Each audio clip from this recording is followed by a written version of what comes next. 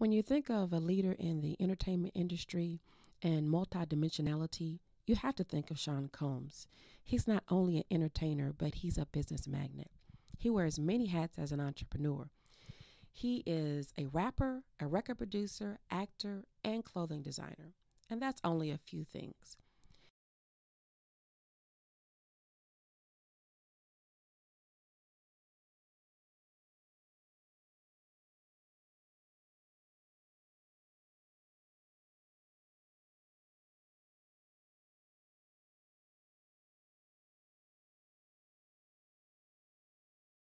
His story is just like his life, fascinating. He emerged from the ashes of a life that many might have given up on to become one of the most powerful people in the entertainment industry, and he's worth an estimated $550 million. But it didn't happen overnight, and it wasn't handed to him. So, just how did he do it?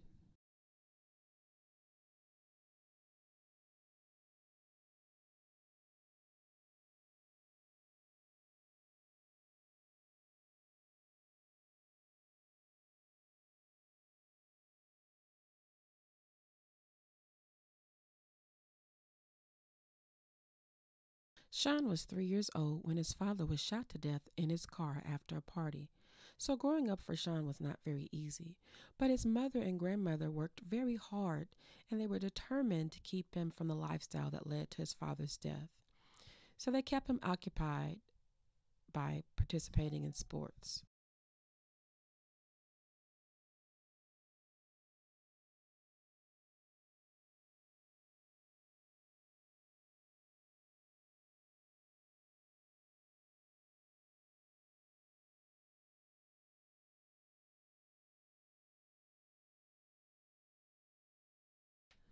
At quite a young age, Sean made a deal with a paperboy in his neighborhood that if he helped him part time, he would pay him.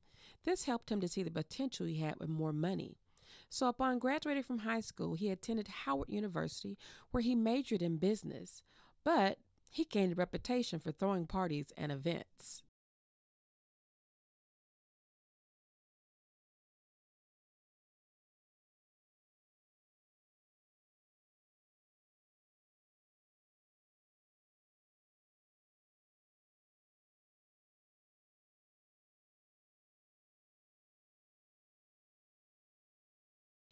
He also ran a shuttle service for other students, but he got his big break when he met rapper Heavy D and begged him to call an executive with Uptown Records in New York City for an internship.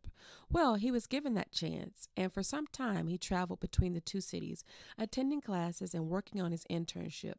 He eventually dropped out.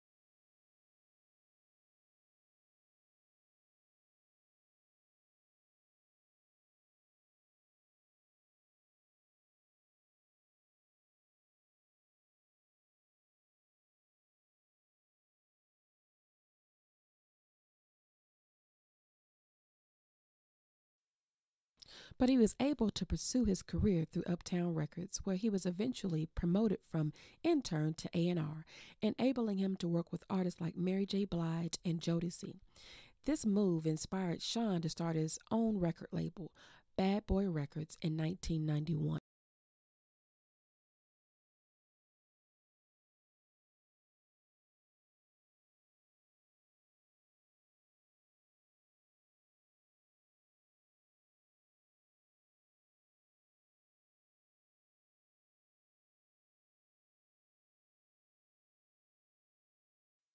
Sean became quite rebellious while working at Uptown and running Bad Boy Records, so much so that the executive Andre Harrell, who hired him, had to fire him. He said he was hot tempered, very passionate, very creative. But Puff was like Dennis the Menace. Every now and then something would get broken. He received this nickname in high school.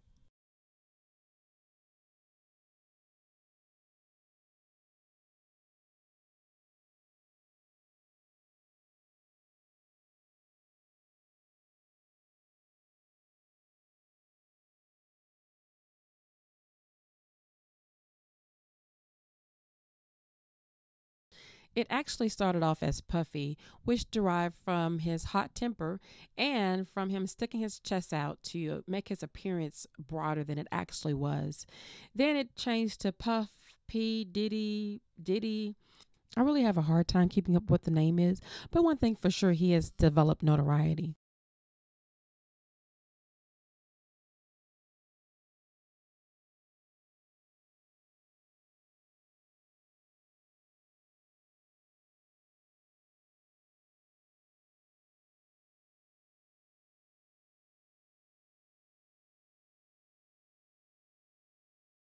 And I guess he can be compared with another influential star of the 1980s, Prince. His reputation for independent thinking was reinforced in the 1990s when he changed his name to the artist formerly known as Prince, then to an unpronounceable symbol, and finally back to Prince in 2000.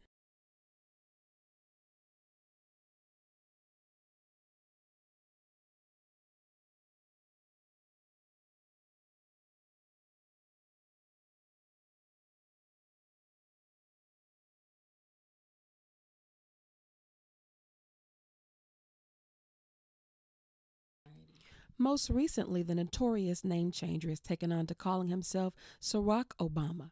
This is through his vodka deal with beverage giant London based Diageo, the world's largest producer of spirits and a major producer of beer and wine. He receives an annual cut of profits and a big chunk of cash if the Ciroc brand is ever sold.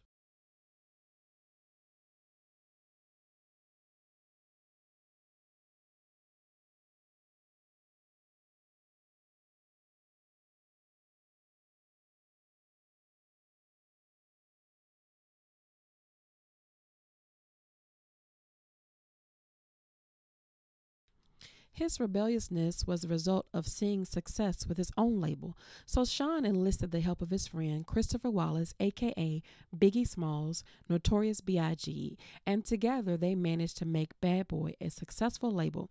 And by 1994, Bad Boy Records was selling over 12 million albums.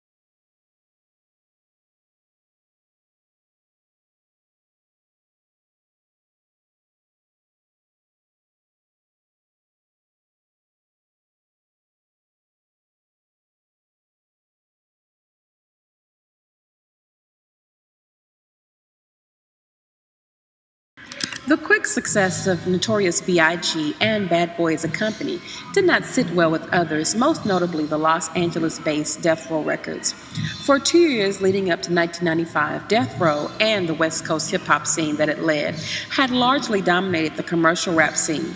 With Bad Boy and East Coast scene of hip hop now garnering the notoriety that it was, resentment loomed as the attention and acclaim now had to be shared.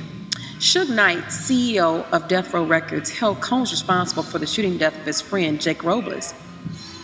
And tensions heightened even more at the death of superstar Tupac Shakur.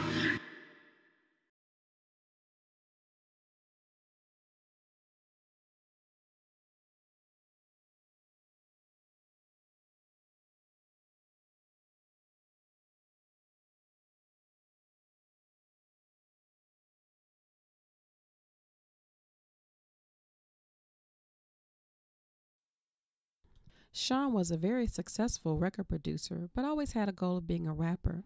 But this came at a great cost. In 1997, his song Missing You was a tribute to the late Notorious B.I.G., who was gunned down as a result of the feud between the West Coast and the East Coast. But this made him a household name, and his album won a Grammy.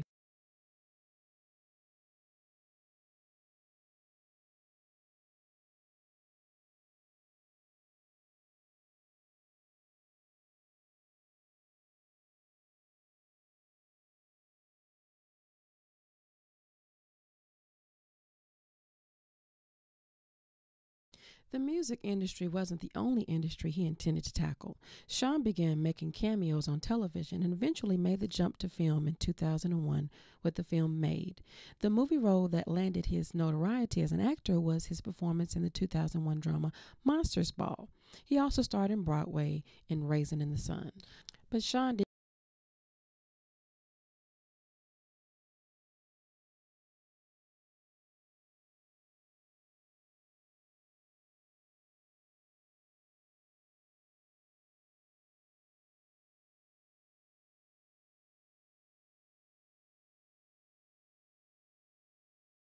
But Sean didn't stop there. I come from Harlem, New York, he said, and one of the things Harlem is known for is style, making something out of nothing.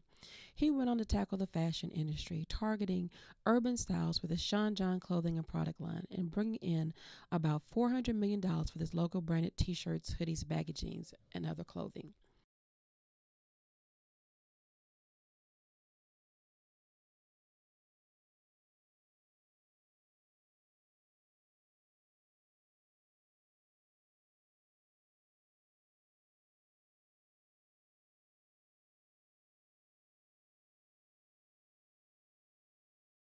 He seems to produce very efficient individuals prepared for the harsh industry, many whom have gone off to create successful companies after leaving under his Diddyship.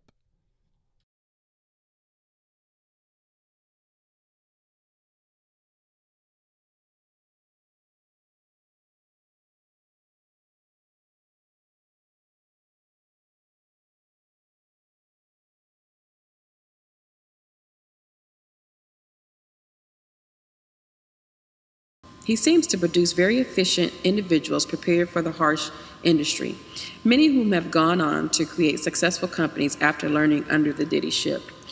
Though one law that they definitely learned is never outshine the master.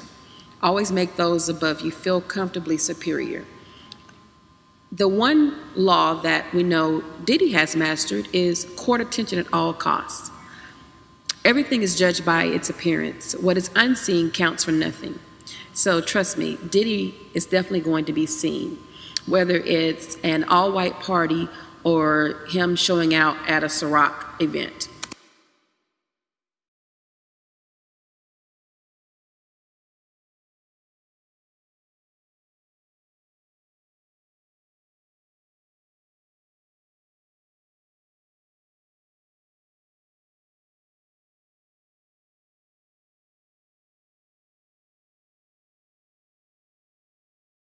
In Maxwell's book, Developing the Leader Within You, it names leadership as influence. That's it, nothing more, nothing less. And his favorite proverb is, "He who thinketh he leadeth and hath no one following him is only taking a walk." Well, Diddy is definitely not taking a walk because he has everyone following him. Although his leadership style is kind of harsh, he puts people down, he's very intimidating, and he's kind of the exact opposite of what we learned in our studies this week. But obviously it's working.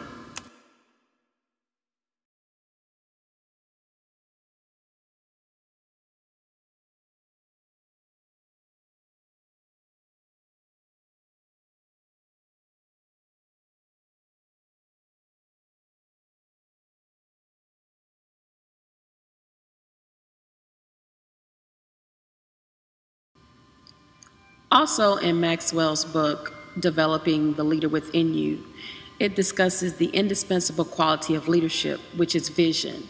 All effective leaders have a vision of what they must accomplish, and that vision is the energy behind every effort and the force that pushes through all the problems. With vision, leaders on a mission, and a contagious spirit is felt among the crowd until others begin to rise alongside the leader. I have a feeling that Diddy does not wait for you to ride alongside. He pushes you until you get it.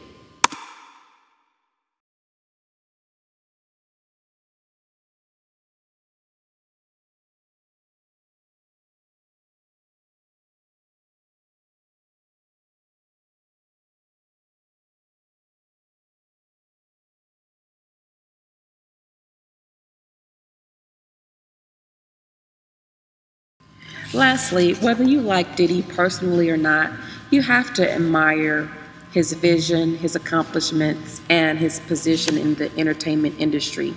He also has not forgotten where he came from.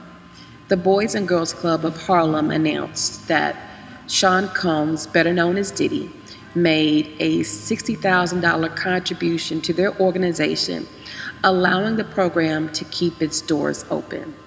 That has to say a lot for his vision, his position, his dedication, and his commitment to bettering his community.